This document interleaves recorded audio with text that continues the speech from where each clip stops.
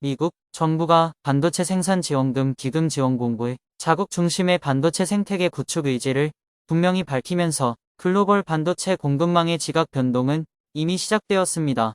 지난 30여 년간 미국과 일본이 설계와 장비를 담당하고 한국, 대만이 첨단 반도체를, 중국이 범용 반도체를 생산하는 글로벌 반도체 분업 체제의 해체가 본격화되었습니다.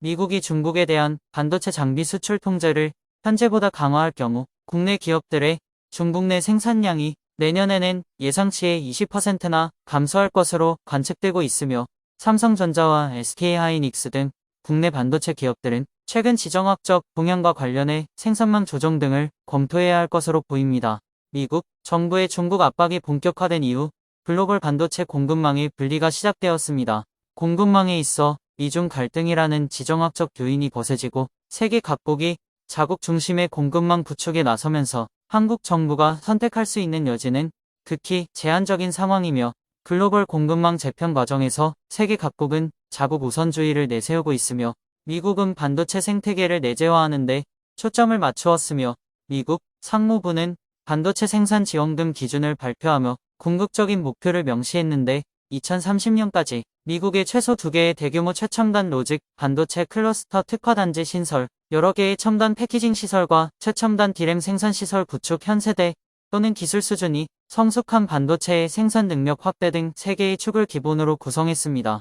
미 상무부는 반도체 생산 지원금 발표에서 반도체 생산을 위한 반도체 자재와 장비 생산 지원금 신청 절차를 올해 늦봄에 발표하겠다는 계획도 밝혔으며 한국과 대만, 중국, 일본 등지에 흩어져 있는 산업 생태계를 미국 내에 조성하겠다는 의지입니다.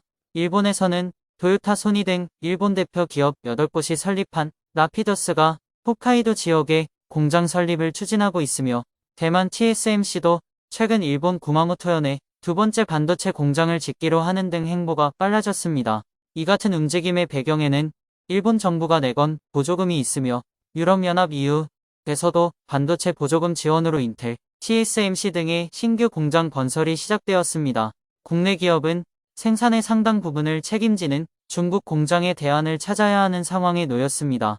특히 SK하이닉스는 인텔 낸드 사업부 인수의 2단계 작업을 완료하는 것이 숙제로 남아있으며 SK하이닉스는 지난해 1차 인수 대금으로 인텔에 70억 달러를 지급하고 솔리드 스테이트 드라이브 SSD 사업과 중국 다렌 낸드 플래시 공장 자산을 넘겨받았으며 이어 2025년 3월까지 나머지 20억 달러를 2차로 지급하고 낸드 플래시 웨이퍼 연구개발, R&D과 다렌 공장 운영 인력을 비롯한 관련 유무형 자산을 이전받을 예정입니다.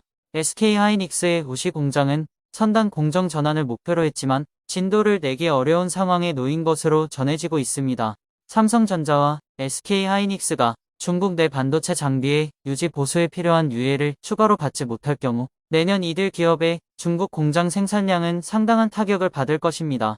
미국 정부와 기업들이 한국 기업의 디램 공장 건설을 거듭 요구하고 있는 것도 국내 기업에는 부담이며 삼성전자가 미국에 건설한 첫 공장인 텍사스 오스틴 공장은 초기 디램을 생산했으나 이후 파운드리로 전환한 바 있습니다.